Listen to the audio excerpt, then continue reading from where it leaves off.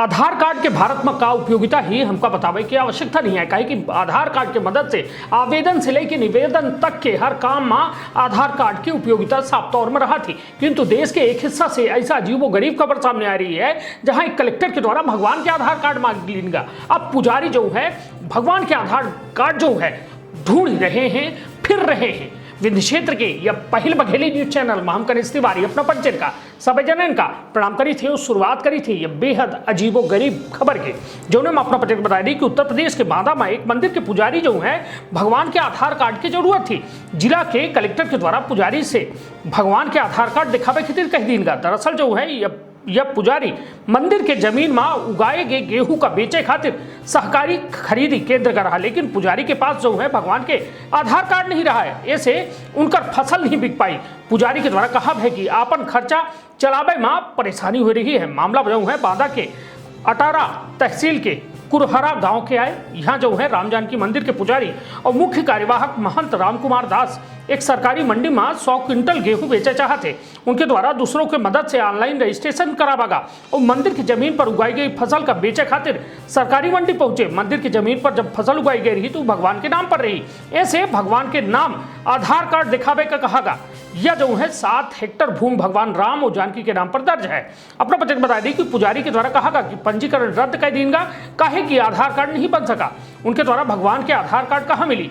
पुजारी के द्वारा एसडीएम सौरभ शुक्ल से बात की गई तो उनके द्वारा कहा कि आधार कार्ड के बिना पंजीकरण नहीं हो सकता है, ऐसे उनके कार्यालय में यह जो है रद्द कर देगा। पुजारी के पिछले कई एक साल से आपन उपज बेच रहे हैं, लेकिन साल उनका जो है सहकारी मंडी में 150 क्विंटल फसल बेची रही, लेकिन ऐसे पहले उनका कबो यह तरह की स्थिति के सामना नहीं करे पड़ा। बांदा जिला के आपूर्ति अधिकारी गोविंद उपाध्याय के कहा है कि नियमन के अनुसार मठ और मंदिर से उपज खरीदी नहीं जा सके। खरीदी नीति में ऐसा कोनो प्रावधान नहीं आए। पहले जमीन के रिकॉर्ड दिखावे पर फसल की खरीदी हो जा रही, यह वजह से उनका फसल पहले खरीदी गई रही। अब रजिस्ट्रेशन कराओ जरूरी हो गया है, यह वजह से बिना रजिस्ट्रेशन फसल की खरीदी नहीं की जा सके। अपना पत्र बता दी कि मौजूदा नियम के हिसाब से फसल खरीदी केंद्र में रजिस्ट्रेशन खातिर वह व्यक्ति के आधार कार्ड होना जरूरी है जेके नाम पर जमीन रजिस्टर्ड है।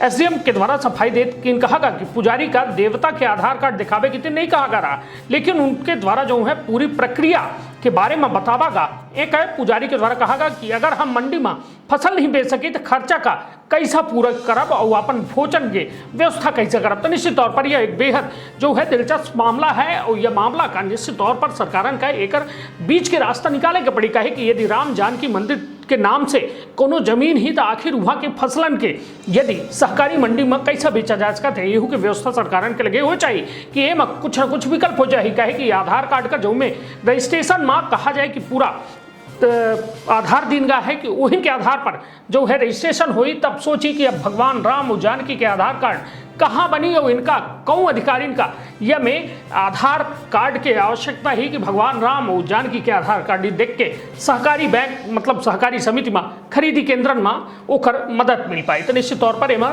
एक व्यवस्थित जो है व्यवस्था दे के जो है जरूरत ही और यह जरूरत का पूरी तरह से समझा जाए चाहिए कि हर वर्ग जो उपज पैदा करत है ओका कहो न कहो ओके जो कहा जाए ओके क्षमता से अधिक ही तो ओका बेचबे करी, तो वह बेचे खातिर एक विकल्प के जो है व्यवस्था की जाए चाहिए और हर व्यक्ति का जो किसानी कर रहा है ओका एक राहत के व्यवस्था दे चाहिए। अपन बहुत ख्याल रखब, अपने परिवार के बहुत ख्याल रखब। धन्यवाद, प्रणाम।